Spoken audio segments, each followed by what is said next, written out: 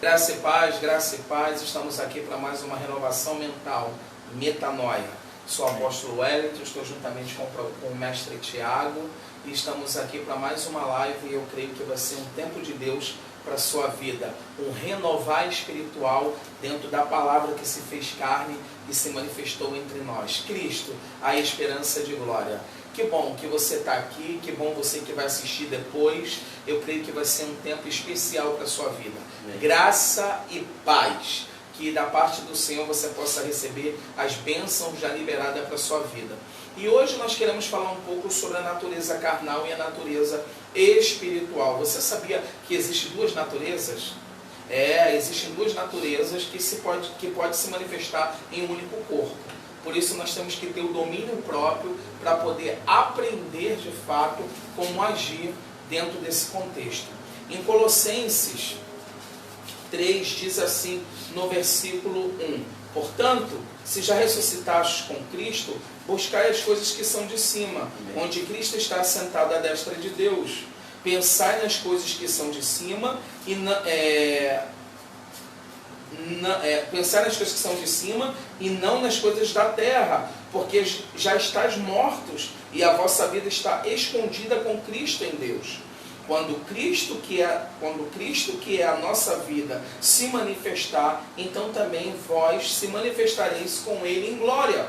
Mortificai, pois, os vossos membros que estáis sobre a terra: a prostituição, a impureza, o apetite desordenado, a vil consciência e a avareza, que é a idolatria, pelas quais vem a ira de Deus sobre os filhos da desobediência. Aleluia! Gente, sabe o que é importante nós analisarmos? Que nós estamos em Cristo. E uma vez que nós estamos em Cristo, é possível uma mudança de vida, mestre. É possível uma mudança de caráter. Porque hoje as pessoas estão se convertendo ao cristianismo, mas não estão tendo uma mudança de caráter. E o que nós precisamos compreender é que a mudança de caráter é de suma importância para você ser um cristão genuíno. Um cristão genuíno não é aquele que está dentro de um templo levantando as mãos. Um cristão genuíno não é aquele que está dentro de um sistema religioso cumprindo obras. Um cristão genuíno é aquele que vive por princípios e que vive a palavra de Deus. Princípios esses que foram estabelecidos pelo Eterno para que nós viéssemos seguir dentro deste padrão. Escuta, chegou o dia e a hora de verdade, aonde nós temos que nos manifestar em verdade para cumprir os projetos de Deus.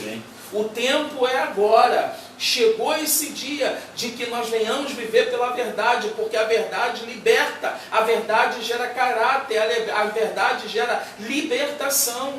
Temos vivido uma igreja nesse século doente, uma igreja presa aos sentimentos almáticos que tem alimentado um padrão adâmico. E com isso a igreja não consegue romper para um novo tempo. Escuta, um novo tempo é possível em Cristo. Um novo tempo é possível naquele que me chamou desde antes da fundação do mundo. Aleluia! Não fomos chamados, mestre, no dia em que nós nos convertemos dentro de um prédio. Fomos chamados desde antes da fundação do mundo. Amém. E essa conversão, ela é genuína. Sabe por quê? Porque o chamamento não veio de homens. O chamamento não veio de uma estrutura. O chamamento não veio de uma ideologia. O chamamento veio pela voz daquele que te ama. Amém. Então nós podemos viver isso. O Senhor nos ama e o Senhor tem algo maior para as nossas vidas, e nós precisamos corresponder com isso.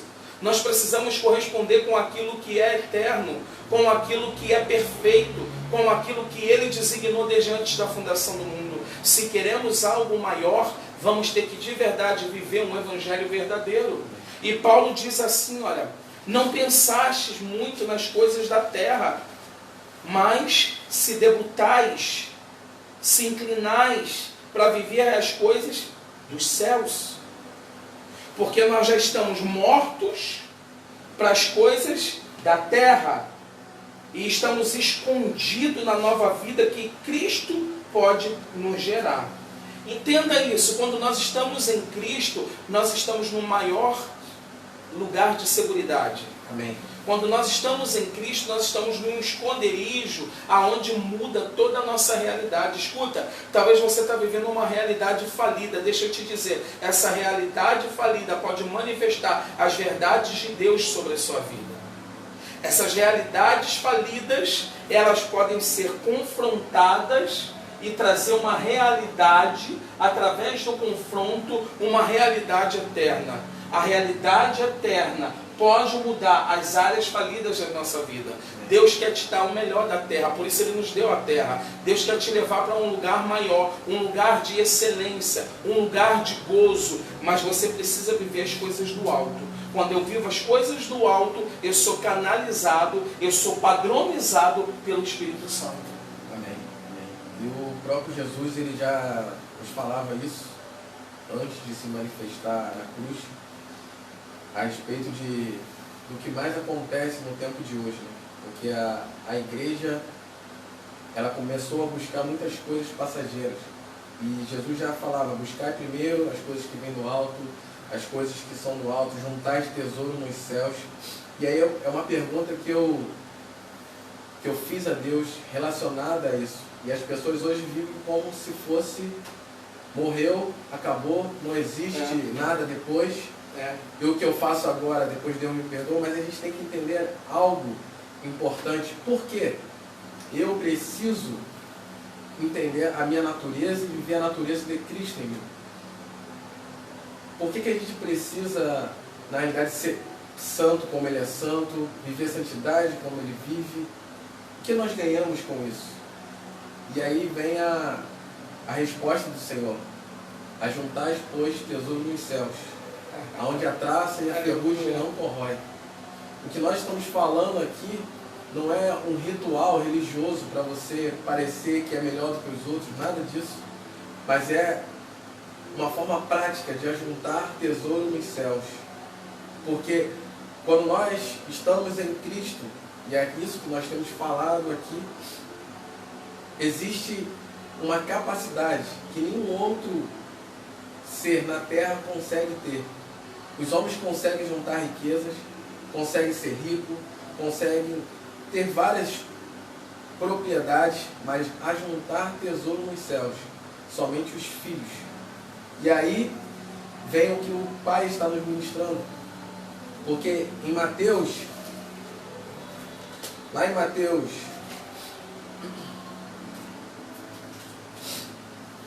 20, tem algo que sempre me confrontou em Deus. Em Mateus 20, 16, diz assim: portanto, os últimos serão os primeiros, e os primeiros serão os últimos, pois muitos serão chamados, mas poucos escolhidos. A dimensão desse versículo, e eu não quero me aprofundar aqui na dimensão do capítulo, é algo que me marcou muito, porque eu posso estar o tempo inteiro em um sistema religioso, a vida inteira num sistema dito igreja, e não ser escolhido. E mais do que isso, não é o nosso trabalho que faz a gente ser o primeiro. Não é o quanto eu faço que faz eu ser o primeiro. E também alguns vão dizer, então eu posso ficar no pecado a vida inteira e no final eu apareço, como eu fui o último, eu serei o primeiro. O que a Bíblia está dizendo também não é isso. Então o que eu vejo hoje, como eu trabalho com pessoas, alguns jovens, quando eles falam para mim que são cristãos, eu até duvido.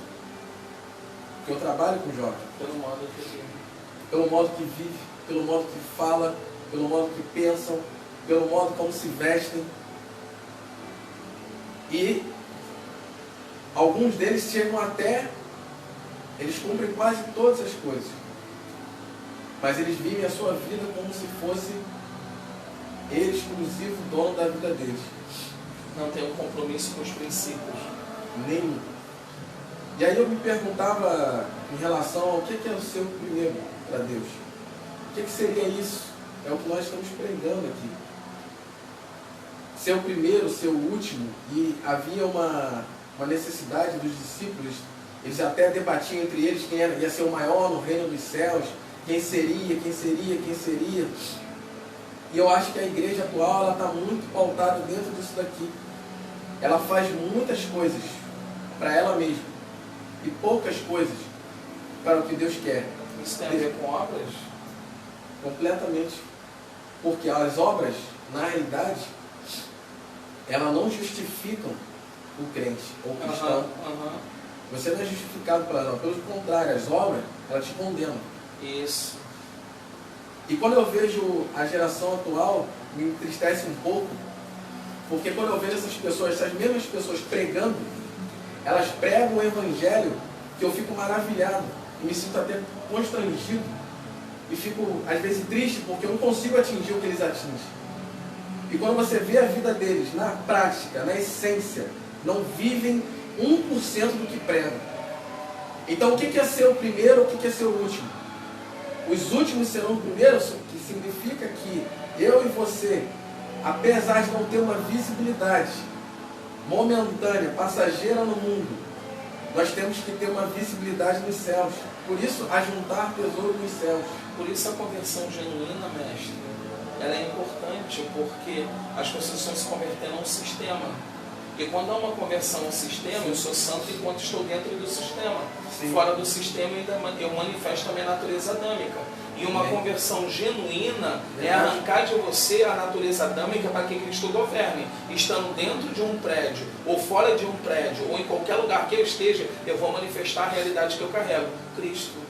É justamente com isso que eu iria fechar. Eu conversando com um jovem, e eu questionei ele, né? Ele é cristão, se diz cristão, e as brincadeiras dele no meio das pessoas, e eu falei para ele, rapaz, eu acho que eu vou lá falar com o seu pastor. Não, mas na minha igreja pode fazer isso. Na minha igreja, ou seja, o sistema, igreja, cria doutrinas para poder atrair as pessoas. Na minha igreja pode, mas como eu estou no meu trabalho, eu não posso falar nada. Mas a minha resposta para ele seria, mas no reino dos céus, os princípios são imutáveis, independente da sua igreja, da sua denominação, da sua religião. Ele é santo. E ponto final. E ele só se relaciona com quem é santo. Como? Quem está nele. Então, o nosso Deus, ele não brinca de ser Deus, porque ele sempre esteve aqui e sempre vai estar, porque ele é eterno. Então as pessoas estão brincando com a graça, porque a graça parece que é um pretexto para pecar, porque eu posso pecar enquanto eu quiser, que depois o sangue me lava, o sangue me lava, o sangue me lava, o sangue me lava. Mas uma coisa você nunca vai ter de volta, quando você vive pecado, é o tempo perdido. O tempo não volta atrás. E Deus manifestou o seu Filho num tempo, e colocou você para se manifestar num tempo. Quando você não vive o que era para se manifestar no tempo, você sai do primeiro lugar da fila e vai para o último. Por isso que os primeiros serão últimos e os últimos serão primeiros. Quem não tem a capacidade de remir o tempo nunca vai entender quem é em Deus, o que faz em Deus. Por isso as pessoas brincam, eu posso pecar, eu posso ir para um motel com alguém, eu posso fazer isso, eu posso fazer aquilo, eu posso. Então se a gente pode fazer tantas coisas, para que você cristão? E Deus é um tremendo de, vamos botar assim, sátiro, que deixa a gente na terra, vivendo em santidade, quanto que a gente não precisaria mais viver em santidade. Então não se deixe enganar pelo pensamento do mundo atual. Agora, é importante falar algo aqui, mestre, que a santidade que o povo aí fora busca, que é uma santidade externa, ela não santifica o interno. E a mudança que precisa ser feita é no interno. Então você só pode ter uma vida de santidade quando o dono da santidade está em você. Ou seja, quando a realidade de santidade habita em você. Então quando Cristo é a realidade na sua vida, você não precisa fazer força para ser santo. Não é o teu jejum de 40 dias que vai te santificar. Pelo contrário, a santidade dele vai fluir como um rio de água viva, expurgando o pecado e fazendo você ser santo. Porque uma das coisas que você precisa entender é que pecado na sua vida é um acidente. Ninguém premedita acidentes. Acidentes acontecem. Sujeito a errar. Sim, acidentes acontecem. Ninguém aqui é perfeito. E para todo acidente tem um socorro presente. E para todo pecado tem um socorro presente, o sangue de Cristo. Amém. Então, em qualquer momento que você pecar, porque o pecado é acidente, você vai ter o sangue para te lavar. Agora, o sangue não lava iniquidade. Porque o sangue só pode funcionar na vida de um inimigo quando ele faz a trajetória do arrependimento e mudança de padrão. Sim. O sangue de Cristo só pode purificar o iníquo, quem vive na iniquidade, porque a iniquidade, ela desenvolve padrões. Pecado é uma coisa, transgressões e iniquidade é outra. Então quando você entra na cadeia da iniquidade, porque iniquidade você premedita. Iniquidade você forja. Você quer ver um exemplo de iniquidade? Mentira. Eu estou me projetando como vou mentir para não cumprir o que eu tenho que cumprir. Então isso se chama iniquidade. Davi fez isso. Pecado de Davi, do rei Davi. Abriu a janela do palácio e Betseba tomando banho. Pecado. Já teve sangue porque a obra foi consumada desde antes da fundação do mundo. Então o sangue de Cristo já estava purificando Davi naquela época. Porque a obra de Cristo foi consumada desde antes da fundação do mundo, já diz em Apocalipse. Então, Davi já alcançou perdão automaticamente. Mas no segundo dia, quando Davi já abriu a janela do palácio, iniquidade, já premeditou que iria desejar a mulher, piorou a situação ainda quando mandou matar o marido. E você sabe qual foi o resultado? Cadeias.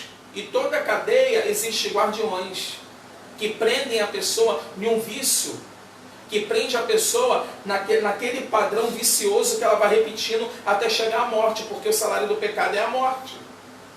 Sim. Esse pecado aí no original é iniquidade. O salário da iniquidade é a morte. Sim. Então, o que acontece? A pessoa vai premeditando. E isso revela, sabe o que, mestre? A natureza de Adão. E se você carrega a natureza de Adão, é porque você não se converteu. Porque a mudança vem quando a natureza de Cristo governa sobre a nossa natureza falida.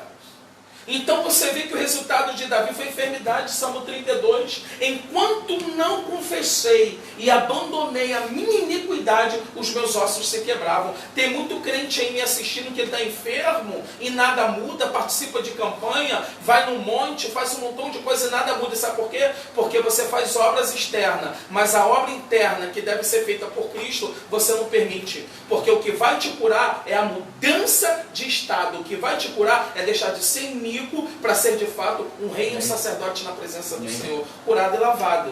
É isso que nós precisamos entender. E as pessoas não estão entendendo. Por que não estão entendendo? Porque é mais fácil alimentar o que eu desejo do que alimentar o que a palavra diz. É verdade. E essa geração ama, né? Essa geração ama. Ama se alimentar do pecado, do erro, e cria padrões para poder fazer com que a mentira seja a verdade, que o erro seja... Mas o pior de tudo não é isso, que as igrejas estão se adequando a isso, quando Paulo fala, não se amolde ao padrão deste mundo, mas renovai o vosso entendimento para que possais experimentar o que é bom, perfeito e agradável. É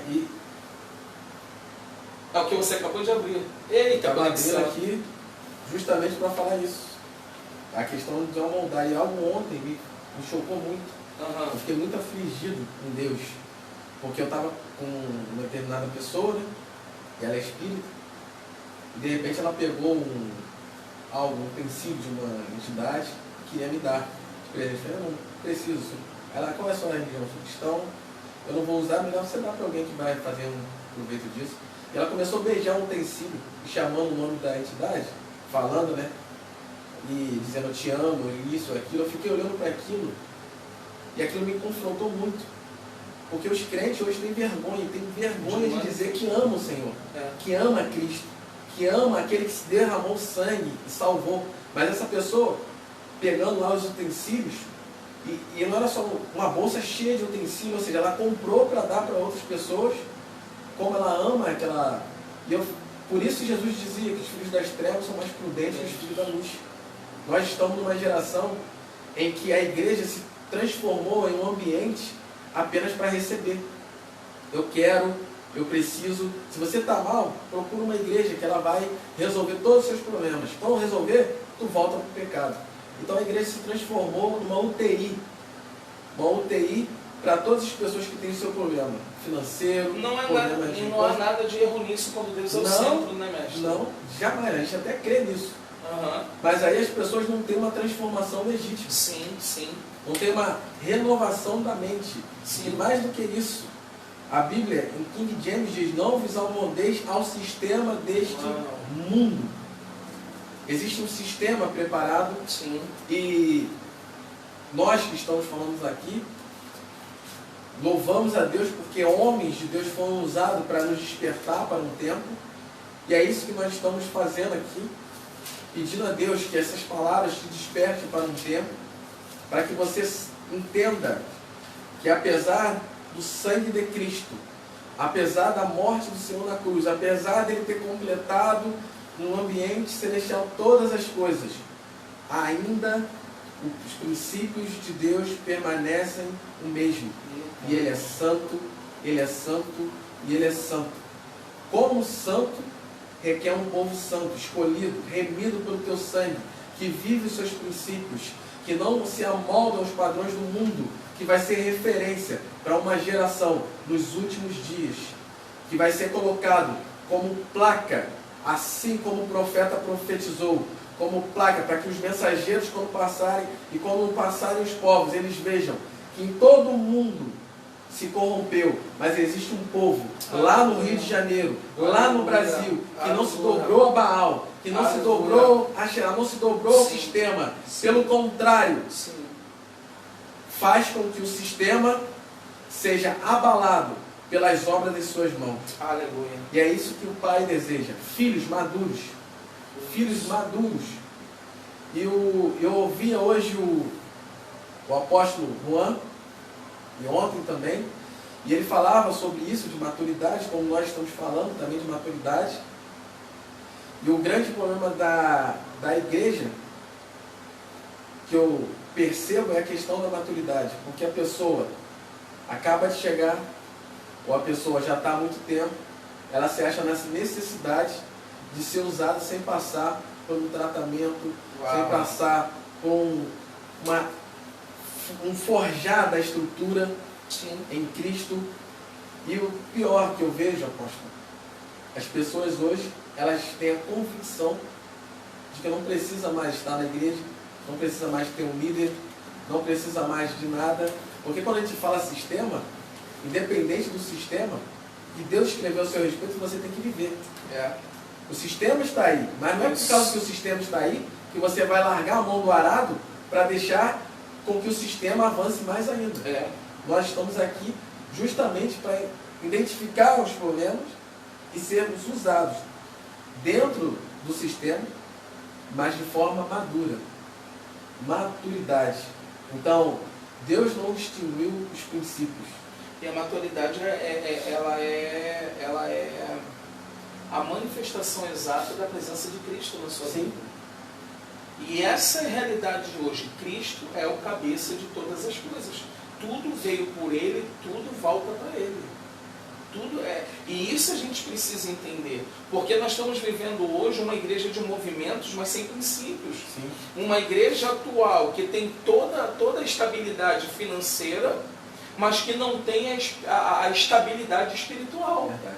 Porque homens estão se manifestando, homens estão se mostrando presente dentro de uma estrutura adâmica, só que o que acontece? Na hora de manifestar a realidade de Cristo, não manifesta. Por quê? Porque o transformar, o regenerar, o lavar que João fala da palavra não aconteceu.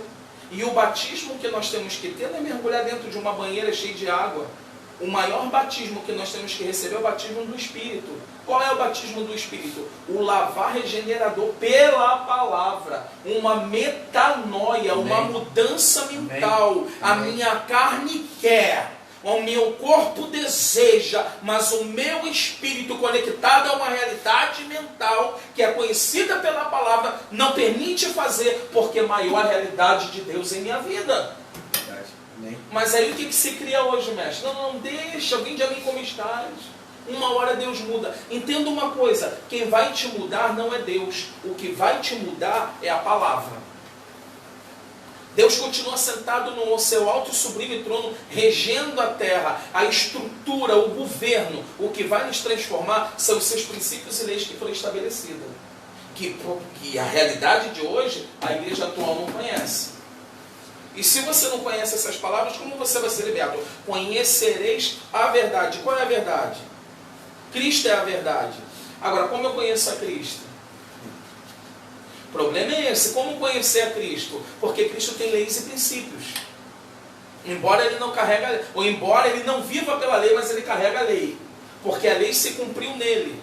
Então, quando você entende isso, você está conectado a Ele, você vive um com Ele, e você começa a manifestar uma realidade espiritual e não mais carnal. Por isso nós falamos de um homem espiritual e carnal. Então nós precisamos entender que nós somos espirituais, viemos dele. Aí Paulo diz, como eu tirei em Colossenses no início, não se incline tanto para aquilo que é carnal, mas para as coisas do alto, porque vocês são do alto. Estamos na terra para estabelecer o que vem do alto. Mas como vamos estabelecer o que vem do alto, se o príncipe deste século, que é o diabo, lançou suas teorias e a igreja atual abraçou? Porque se assumíssemos se nós assumíssemos a nossa identidade, a igreja atual não aceitaria a ideologia que está vindo hoje neste século. Porque a Bíblia diz lá em 1 Pedro que nós somos raça eleita, sacerdócio real, nação santa. Se somos reis, não aceitamos o legado de um príncipe corrupto.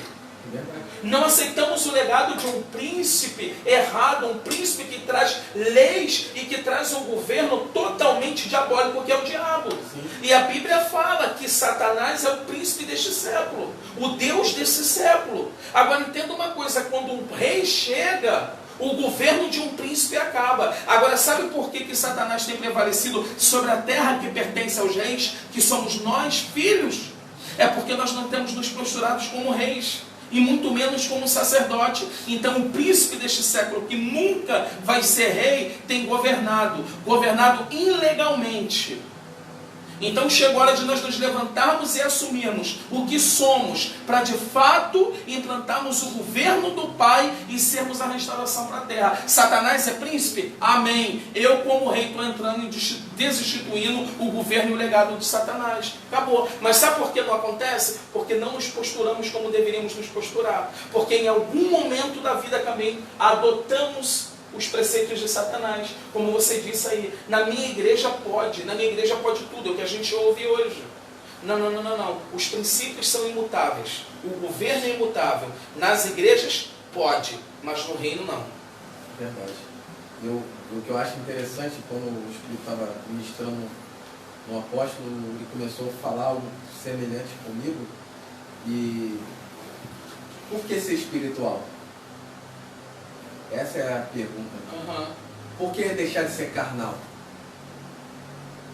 Porque é isso que o diabo tem feito e tem oferecido nos últimos dias. Um ambiente espiritual defraudado. Se você pega hoje o número de pastores e também líderes e crentes que saíram das igrejas, estão indo para os centros espíritas e para o espiritismo, é assustador. Porque a igreja não tem aquilo que ela prega. Isso. Ela prega um Jesus que cura, liberta, transforma, mas não cura, liberta ninguém. Ela prega um Jesus Cristo que tem um ambiente espiritual, que tem os anjos a teu favor, mas não vive. Então o que a igreja fez? E a igreja vive hoje. O que o diabo tem feito também? Ele oferece aquilo que a igreja não tem para oferecer. Um ambiente espiritual. Um homem espiritual. Então, qual é a diferença que nós podemos fazer com o mundo? Por isso que a Bíblia nos diz que nos últimos dias a criatura iria gemer pela manifestação dos filhos maduros. Filhos maduros falando de filhos espirituais. Filhos que não estão vinculados à terra apenas, mas que têm um ambiente nos céus também e que ele conhece esse ambiente. Agora, se você quiser, faça uma pesquisa rápida. Todas as outras religiões, elas se baseiam no ambiente espiritual. Todas as religiões, elas se baseiam no ambiente espiritual. Sim. E você também é um ambiente espiritual. Você tem um ambiente natural e um ambiente espiritual. Eu não gosto de usar esse ambiente natural. Mas nós temos duas naturezas. E as duas naturezas, elas conflitam entre si. E Paulo já dizia isso. que a carne quer fazer uma coisa, Sim, e o espírito quer fazer outra coisa. E o que nós temos que fazer? Submeter a carne e a alma ao espírito. Ponto final. Porque o espírito está pronto. E o que nós vamos entender com tudo isso é que o mundo, ele quer, na realidade, um ambiente espiritual perdido no Éden. Uau. O ambiente espiritual perdido no Éden é o que eu, e você, e todos os que estão à nossa volta querem. Todos querem um ambiente espiritual. Eles trocam isso pela ciência, eles trocam isso por coisas, eles trocam isso por dinheiro, eles trocam por qualquer coisa. Substituem, mas nada substitui o que o homem tinha no Éden. E o que o homem tinha no Éden pode ser novamente manifesto através de mim e de você, com Cristo, esperança de glória. Um homem não quer dinheiro, porque o homem não precisa de dinheiro.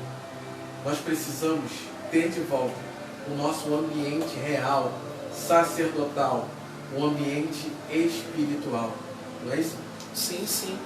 Como você falou de Gálatas, eu abri em Gálatas aqui 5, no versículo 16, diz assim, ó, Paulo: digo-vos, porém, andai em espírito e não cumprireis as concupiscências da carne. Amém. O que é andar em espírito? O problema, mestre, de hoje é que as pessoas acham que ser espiritual é manifestar obra.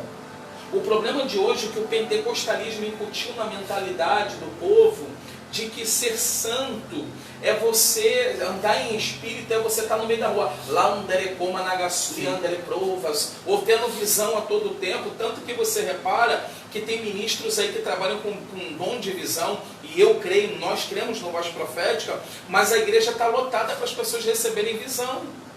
E a visão não é base, querido, para a vida espiritual, porque as mesmas pessoas que recebem essas visões e não têm base para trabalhar essa visão, elas não conseguem romper dentro do que recebeu. Porque toda profecia e visão precisa ter um trabalho específico para que você possa fazê-la desatar. E Paulo fala aqui, olha, digo-vos, porém, andar em espírito. Andar em espírito é andar nas obras que Cristo criou para você. Amém. Que obras essas? Escritas desde antes da fundação do mundo. Reis e sacerdotes. Amém. Porque sabe, querido, deixa eu te falar uma coisa. Nós não temos uma visão de um governo, de um rei dentro do Brasil. Né? Mas se você chega, por exemplo, no governo da rainha Elizabeth, você vai ver que todos lá pensam como a cabeça da rainha Elizabeth pensa. Então o que acontece? O país vai se mover dentro daquela esfera, dentro daquelas leis. Nós dizemos que fazemos parte de um reinado, mas não agimos com a mentalidade desse reinado. Estamos em Cristo. Estamos mesmo? Porque quem anda em Cristo não satisfaz os desejos da carne. Andamos em Cristo. Estamos mesmo? Mas damos calote. Andamos em Cristo. Estamos mesmo? Mentimos. Andamos em Cristo, fornicamos, andamos em Cristo, praticamos obras mortas, andamos em Cristo, fazemos tanta coisa errada, não estamos no governo de Cristo. E é aí que vai assustar, porque no grande dia vamos ser julgados. E o maior problema é que tem gente que acha que vai estar, porque está dentro de um sistema chamado igreja, quando nunca esteve. Conversão não é estar dentro de um prédio, ouvindo uma boa música, como os nossos músicos estão ensaiando aqui agora, e você pode ouvir no fundo. Escuta, conversão é ser mudado de dentro para fora. Amém. Eu externalizo o que eu carrego. Amém. E se eu carrego Cristo, eu vivo o sobrenatural. Se eu carrego Cristo, eu vivo o melhor da terra. Se eu carrego Cristo, acima de tudo, eu não desanimo. Se eu carrego Cristo, eu tenho vida. Se eu carrego Cristo, acima de tudo, eu tenho caráter. Amém. Amém. Compro e pago. Deixo de mentir. Verdade. Não traio a esposa. Não, porque hoje traiu, separa a casa com outra. Gente, é assim. Esse não é o governo que Cristo criou. O governo que Cristo criou é eterno. E desde antes da fundação do mundo. Entenda isso. Ser espiritual não é praticar obras. Ser espiritual é permitir que Cristo governe dentro de você. E você vai manifestar o governo do Cristo. E ser espiritual vai ser algo tão natural que você não vai nem perceber. É verdade. Não tem, você não vai fazer força, né? Não precisa ficar buscando quantas vezes pecou no dia, quantas vezes deixou de pecar. E aí uma das indagações das pessoas hoje é justamente isso, né? Porque a pessoa, ela procura a igreja não por amar o Senhor, não por amar o propósito, a visão, ou porque ama ver as almas sendo salvas. Não, elas procuram para resolver os seus problemas. E para resolver o problema em Deus, você não precisa ser espiritual. Não precisa. Algumas coisas acontecem porque você está num ambiente, e o ambiente favorece você receber algumas coisas. Sim. Mas isso não diz nada em Deus. Porque para Deus isso não diz nada. E aí algumas coisas vão começar a acontecer no Brasil. Como já tem acontecido há mais ou menos uns 10 anos. Deus tem sacudido a nação brasileira. E a nação brasileira não tem despertado para aquilo que Deus quer fazer. E se você pega hoje, nós estamos no Rio de Janeiro, pelo menos lá onde eu moro, todas as ruas têm uma igreja. Mas quem comanda as ruas são o tráfico de droga, a violência, o roubo, o homicídio. E aí a gente fica assustado, com medo, se escondendo dentro das coisas, e a igreja como um todo perdida. Por quê? Ninguém, ou a maioria das pessoas hoje, não tem peito, falando, desculpa a expressão da palavra, de bater de frente com o diabo. Por quê? Está no mesmo sistema. Só pode vencê-lo quem está fora do sistema. E para você estar fora do sistema, só existe uma única oportunidade: estar em Deus. Todos os outros sistemas pertencem a Ele. Só o único sistema que está em Cristo é o que está fora dele. Então, uma das coisas que mais... E essa passagem, e eu sempre falo ela, eu vou falar sempre que eu puder, é Pedro. Para mim aquilo é a demonstração maior do que é ser um homem natural, um homem carnal e um homem espiritual. Pedro, ele tem a maior revelação, e nenhum dos 12 apóstolos e as milhares de pessoas que passaram por Cristo não tiveram a revelação de que Jesus era o Cristo.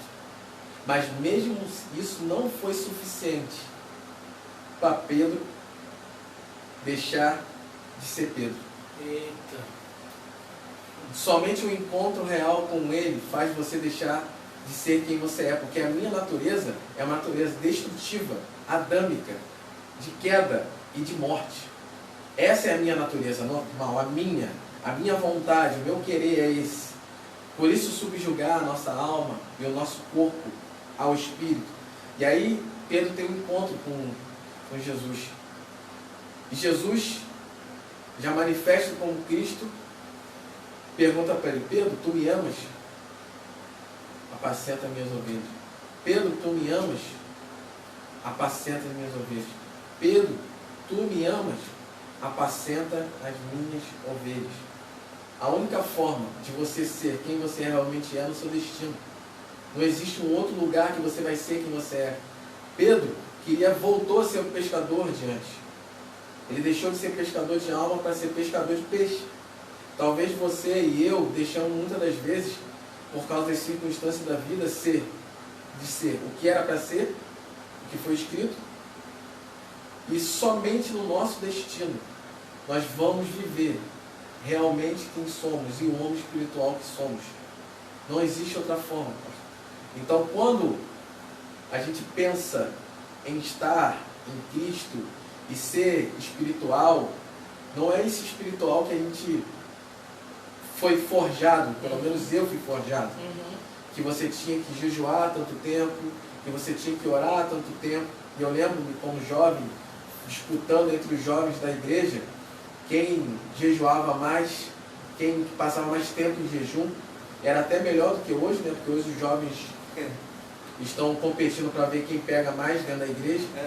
E aí a igreja se transformou num centro de encontro, um centro em que as pessoas se encontram para fazer amizades, porque está muito violento lá fora, ainda na igreja ninguém entra armado ou fuzila ninguém.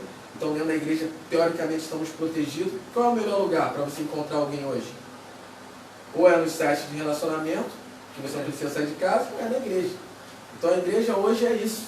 Um ambiente que você não precisa prestar conta a ninguém, um ambiente que você não tem um líder para você prestar contas, porque o nosso Deus não mudou de princípio.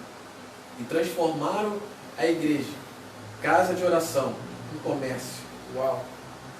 Em um comércio rentável. Mas fiquem tranquilos. Os prédios que têm sido levantados, as estruturas que têm sido levantadas, assim como Jesus profetizou naquele tempo, nós estamos profetizando este tempo. Não ficará pedra sobre pedra, Aleluia. até que o reino do Mashiach se manifeste na terra. Em nome de Jesus.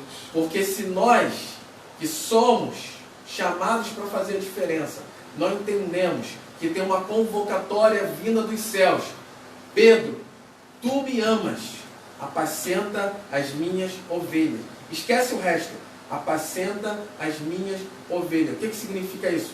Cumpra o seu destino. Viva em santidade. Você e ele. Esqueça os outros. Porque a salvação é individual, mas o reino é coletivo.